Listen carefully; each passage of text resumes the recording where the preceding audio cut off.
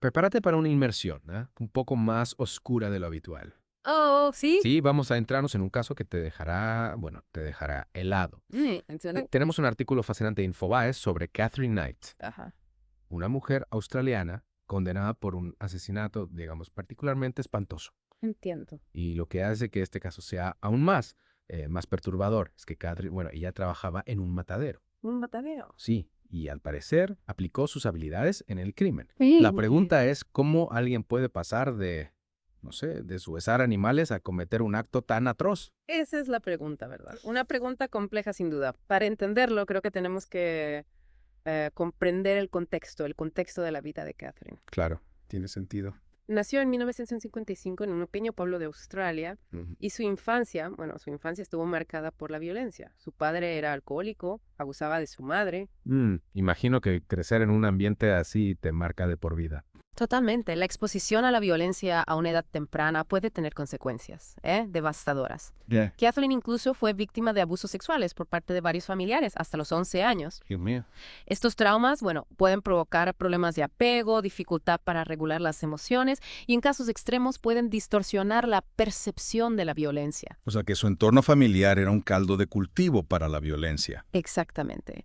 Y esa violencia, bueno, se manifestó en su vida adulta. El artículo describe su primer matrimonio con David Kellett en 1974 como una relación volátil. Volátil. El artículo menciona que intentó estrangularlo en su noche de bodas. Así es, un indicio claro de que la violencia ya era un patrón en su comportamiento. Y este patrón se repitió en otras relaciones. De hecho, tuvo un segundo matrimonio con David Saunders. Y atención a esto, degolló a su propio cachorro delante de él. Imagínate el terror de presenciar algo así. Este acto va más allá de la crueldad animal. Es una muestra de control, de intimidación, una señal de lo que era capaz de hacer. Es escalofriante.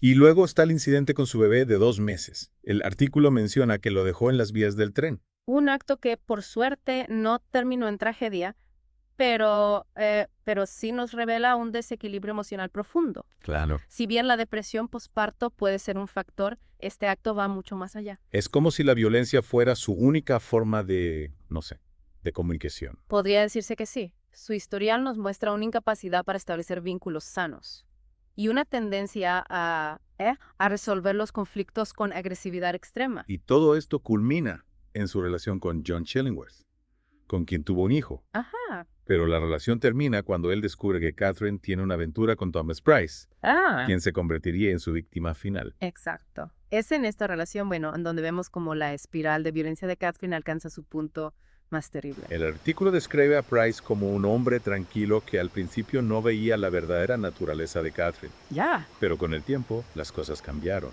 Ella se volvió controladora y posesiva. Así es. Cuando Price se negó a casarse con ella, Catherine reaccionó con furia. Incluso hizo que lo despidieran de su trabajo. Y por miedo a lo que pudiera hacerle, Price obtuvo una orden de alejamiento contra ella. Esas órdenes emiten para proteger a las víctimas de violencia doméstica, estableciendo límites legales que el agresor no puede cruzar.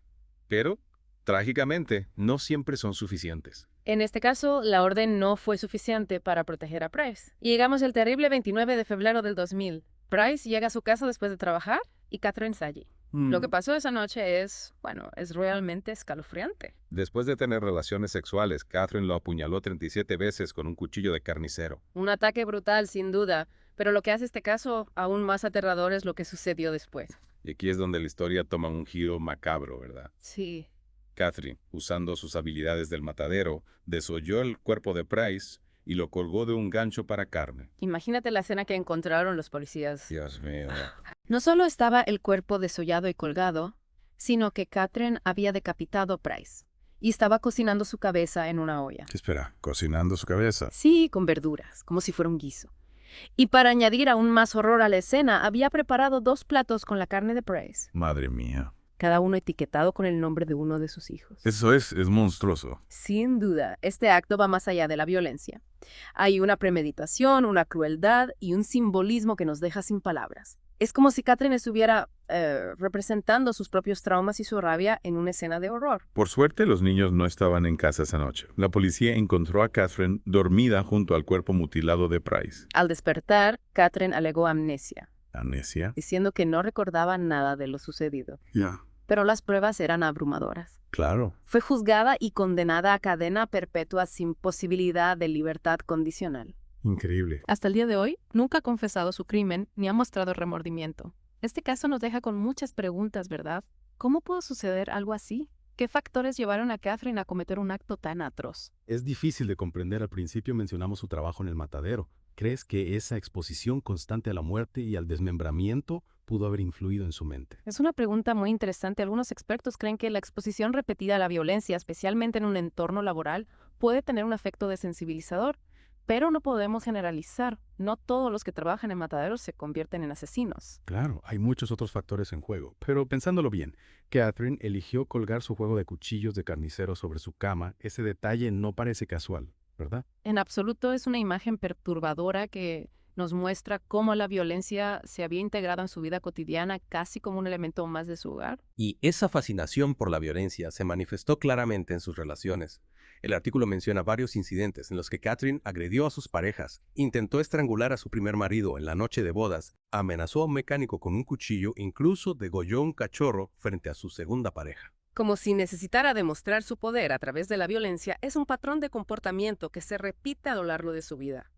Catherine utilizaba la violencia como una forma de control de intimidación, de expresar su frustración. Es terrible. Y pensar que este comportamiento fue escalando hasta llegar al asesinato de Thomas Price. Exactamente, es la consecuencia más trágica de una vida marcada por la violencia.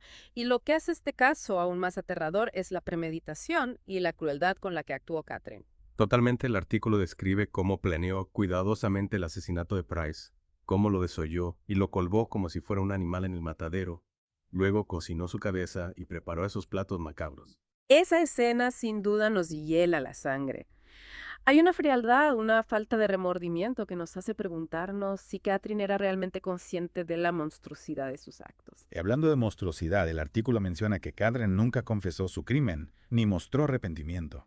Es cierto, durante el juicio intentó alegar amnesia, pero las pruebas eran demasiado contundentes. Fue condenada a cadena perpetua sin posibilidad de libertad condicional. Un final que de alguna manera nos deja con un sabor agridulce. Se hizo justicia para Thomas Price. Pero por otro lado nos quedamos con la pregunta de si se pudo haber hecho algo para evitar esta tragedia. Sin duda, había señales de alerta que se ignoraron. Se pudo haber intervenido a tiempo. Es una pregunta que nos persigue sin duda. Es difícil saberlo con certeza, pero lo que sí podemos hacer es aprender de este caso. Podemos estar más atentos a las señales de violencia, podemos buscar ayuda profesional si la necesitamos, podemos trabajar para crear una sociedad más justa y pacífica. Totalmente de acuerdo, la violencia no es inevitable, podemos y debemos luchar contra ella. Y esa lucha empieza por la educación, por el diálogo, por la comprensión. Debemos aprender a resolver nuestros conflictos de forma pacífica, a respetar las diferencias, a valorar la vida. Es un camino largo pero necesario, y este caso, por terrible que sea, nos recuerda que la lucha contra la violencia es una tarea que nos incumbe a todos.